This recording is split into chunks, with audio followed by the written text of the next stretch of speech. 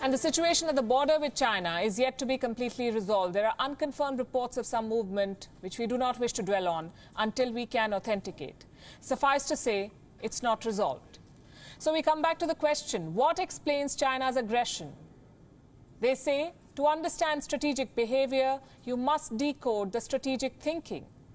Thinking that originates from a nation's history and culture.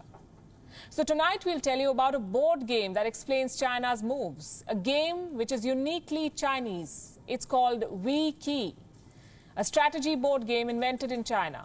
It is 2,500 years old. It is believed to be the oldest board game in the world. The goal of the game is to slowly and patiently build up assets and tip the balance of the game in one's favor. The emphasis here is on long-term strategy and not on short-term gains. The strategic end, or the point of the game, is not full victory, but relative victory.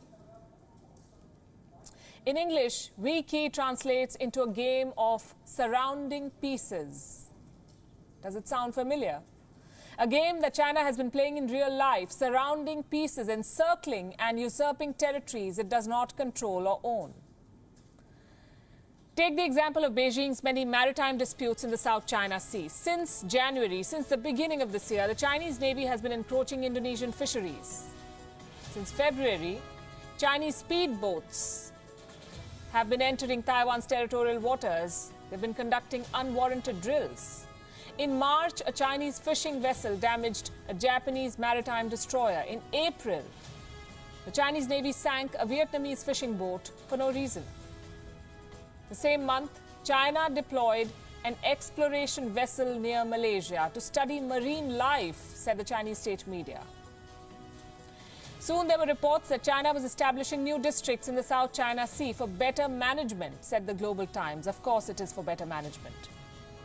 It began giving Chinese names to disputed islands. And then China shifted focus towards India, first by pushing Nepal to pick up a fight with India. Delhi did not take the bait. It responded with diplomacy instead of confrontation.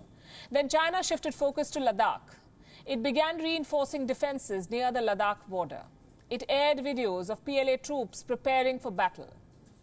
The threats did not deter India. The dragon had to retreat. Do you see the pattern here? Do you see the strategy and the mind games that China is playing? These incursions are like sinister moves in the game of Weiqi. China provokes countries at the borders but insists it does not want a war. It encroaches on territories but does not engage in an all-out confrontation.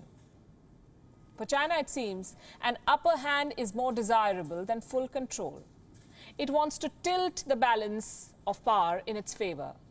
And going by the Weiqi strategy, it is short-term gains for a larger plan.